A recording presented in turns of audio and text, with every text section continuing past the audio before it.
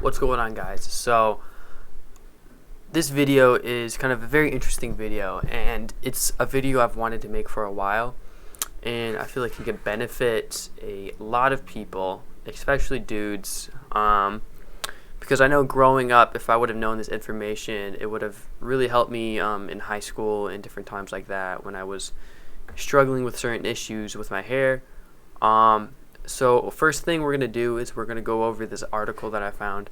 Granted, this is an article that is trying to sell you a product at the bottom. Like if I scroll all the way down, they literally made the article to sell you this, but it is a true article.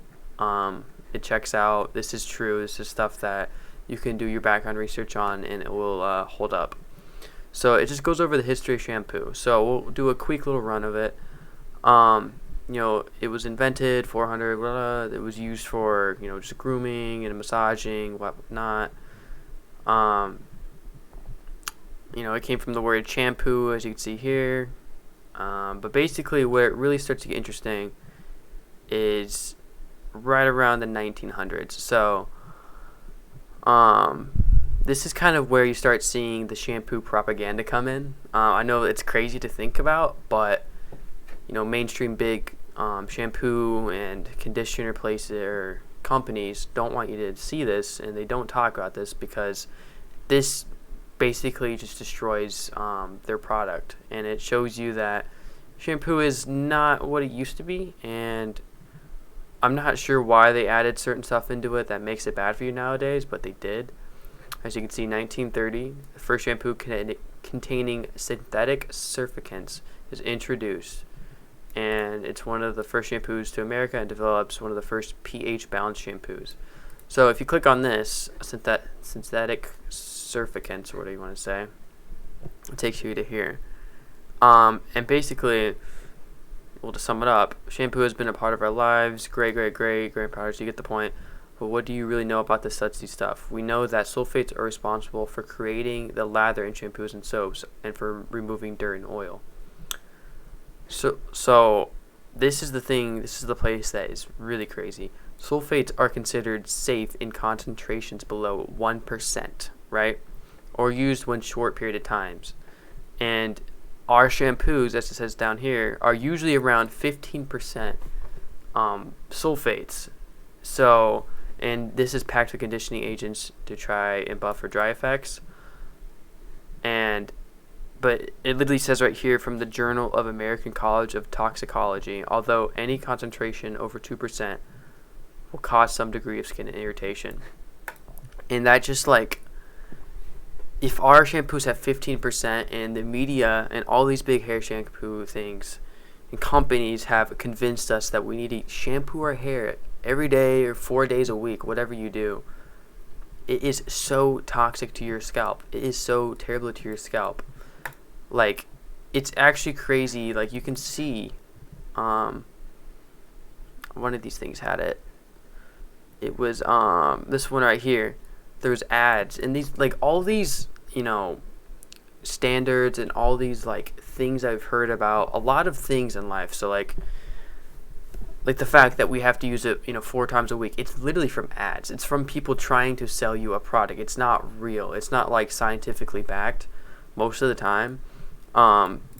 Ads featuring hair icons, blah, blah, blah, assert that it's unhealthy not to shampoo several times a week, when clearly this article states it's super unhealthy to shampoo even once, because when you're shampooing, you're putting in there for, 5 minutes is not that long, but 15% sulfates on your scalp is going to dry the heck out of your scalp, dry the frick out of your scalp. It's going to give you dandruff, it's going to make your hair flaky, and it's going to remove all your texture, which as a guy, you want, at least nowadays with how hair trends are going, you want texture in your hair. Okay. But now I'm going to go into my story. So I, was a normal kid, grew up with normal parents, middle class, whatever. And so I was always taught that I need to shampoo my hair as much as possible, keep my hair clean on a daily basis and whatnot. And growing up through high school and even middle school, I had the most flaky hair. I had terrible dandruff. My scalp was terrible. It was always red, and it was just such a pain to deal with. It was so embarrassing. Every time I'd go into class, I couldn't wear black t-shirts because there'd be flakes on them. I was scared and constantly like had anxiety that there was like all this white shit in my hair and people would see it and make fun of me.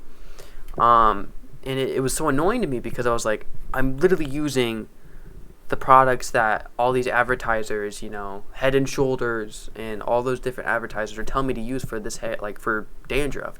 It doesn't work. There's a reason why it doesn't work.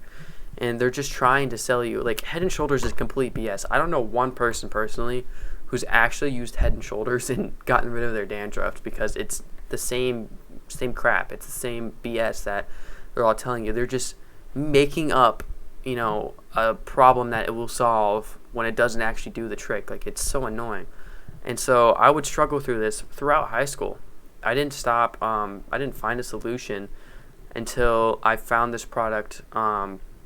It was this this tar shampoo. I forgot what it's called. This something tar shampoo. It was like a tar gel shampoo, and I started using that, and I saw some better results. My hair wasn't as irritated, or my scalp wasn't as irritated. It was a little healthier.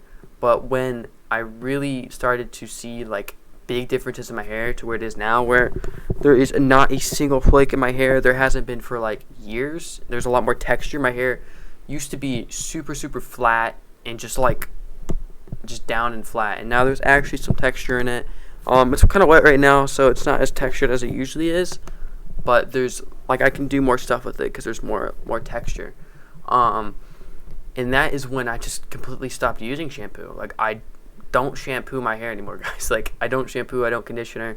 I literally get in the shower, I'll wash my face, I'll use body wash on my body, but I literally just wash my hair with water. And that might sound crazy to you, and you might try it for like a day and it feels gross or whatever you might think, but the reason why it works and why my scalp is so much healthier than it ever was is because oils on your hair that are getting stripped by these sulfates in the shampoos that you use, those oils actually protect your scalp. They protect your hair, and they protect it from, first off, being dried out, and second off, from fighting off infections and stuff like that. It's super important for you to have this kind of oil on your hair. And if you just go in with water and you just wash your hair, and I plead you guys to try this if you're going to try this out, give it a week or two, because at first you might not see that many results with your scalp, but if you give it 2 weeks, it's going to change. Your scalp is going to be so much healthier, I promise, because I used to think that I had to shampoo my hair every day with the tar gel shampoo or whatever I used to use, for it to be healthy, for it not to flake up. But when I stopped shampooing, for a couple of days it kind of got worse. But then after that, my scalp was starting to heal, and it actually, my scalp is so much better now. So I wanted to make this video because there's so much bull crap out there, from these big shampoo companies and big hair companies that tell you that you need to use these shampoos, and people are still struggling to the day with dandruff, and that's how I cured mine. So, and you got a brief explanation about, the history of it, why it is the way it is, and hopefully this shows you that not everything you see online and in advertisements and not everything that society tells you is true. So, wanted to make this video because, it's a piece of advice I can give to someone. And so hope you guys enjoyed watching this. Let me know if you enjoyed the video, and peace out.